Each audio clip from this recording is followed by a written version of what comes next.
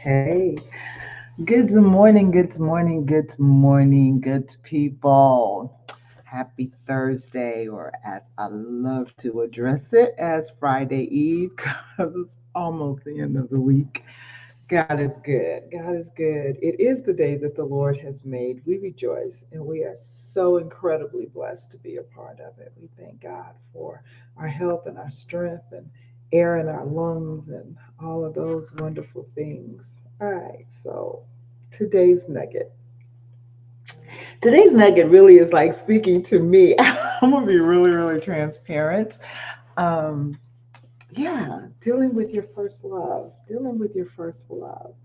I don't have the experience that some of you do, that you married your first love, you married your high school sweetheart, and it may not have been happy ever after, but you're still together, you're still hanging in there, and you have weathered the storms, and God has been faithful, and that's a wonderful thing. That's not my testimony. I did not marry my first love, and I really wanted to, but due to some circumstances, I did not. And yeah, a couple of years later, he unfortunately he passed away. So I didn't. But the memories of my first love are extremely vivid in my mind, and it is because it was that first love. I had two children that had never been in love. I'm just being little transparency here so that you can understand the crux of the importance of this story, and why it is so important that you make sure that you don't do as the church at Ephesus and walk away from your first love. It is so very, very important. That first love is seared in your brain. Now I'm switching over from the natural into the spiritual, into God being our first love. Um, Even though we fall in love in the natural, and it has profound impact on us, and the memories never die, never die. And sometimes you even will find yourself comparing relationships to that, to that. Okay, this is, I promise you, I was thinking about this earlier, and this is the analogy that I got. And for some of you, you guys know my history and my story. You know that in my early 20s, I was involved with drugs. And back in the day, it was called freebasing. It wasn't crack. But this is back in the early 70s, or, well, no, early 80s. Okay. Yeah, late 70s, early 80s. Anyway, I thought about that first hit.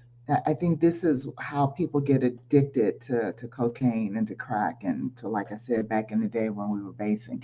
It's that first hit, is that it takes you, gives you that sense of euphoria. It's like that with your first love. Your first love is indelibly written in your heart and in your mind. It's seared in there. But no matter how deep and how impressive your first natural love is, it will never compare to falling in love with the Lord and Him becoming like the first, because He first loved you before you even knew you were you. Okay.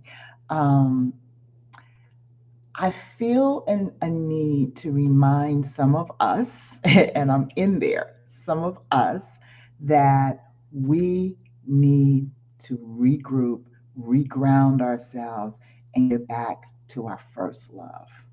It is, when I was reading Revelations this morning, dealing with that, it was like the handwriting was so profound. And I want to read it to you really, really quick.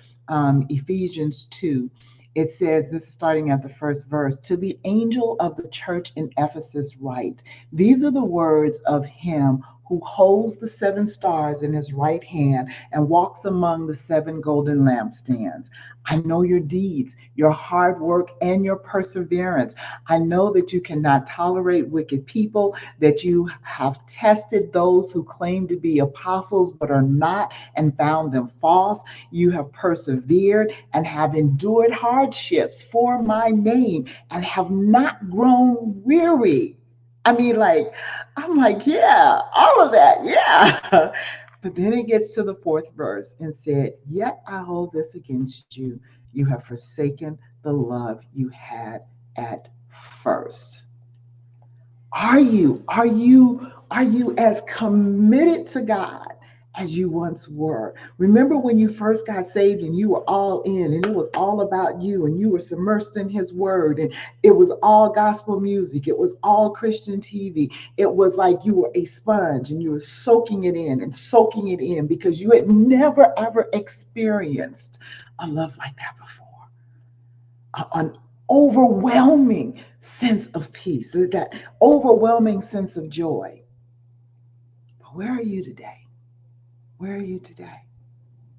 Are you still immersed?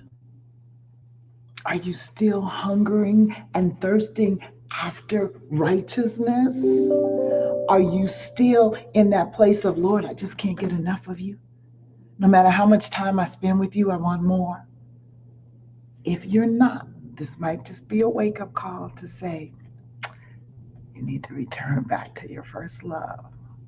See, the beauty of God is that you can recapture that joy and that sense of peace and that amazing euphoric feeling all over again with him, over and over and over.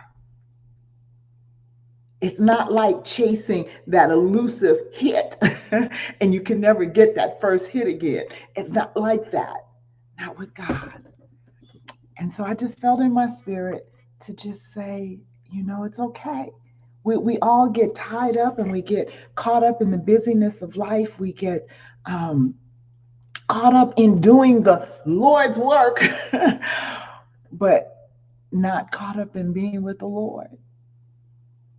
And so, yeah, like I said, it's a wake up call. It's a reminder to me that I'm not as immersed as I was. I haven't walked away, I haven't backslidden, none of that. But I remember those days. I remember all the shut-ins and just locking myself away just in the presence of God. And my heart is crying out for that. And so I just wanted to remind you guys that you can feel that sense of euphoric pleasure in the Lord over and over and over again. And so I want to encourage you today, get back to your first love. Get back to that place of hunger and thirsting after the Lord above all else. We get busy doing the work of God without the presence of God in the place where it needs to be.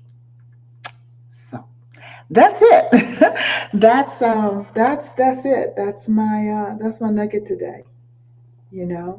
Don't start walking around being guilty and beating yourself up. Just get back in his presence. Just go back to that place of hunger and thirsting after him. All right. Wow. It's been 8 minutes. Let me get out of here. I love you guys with the love of Christ. Hello, my sisters. Thank you for joining in. And yeah, Lord willing, I'll see you tomorrow. All right. All right.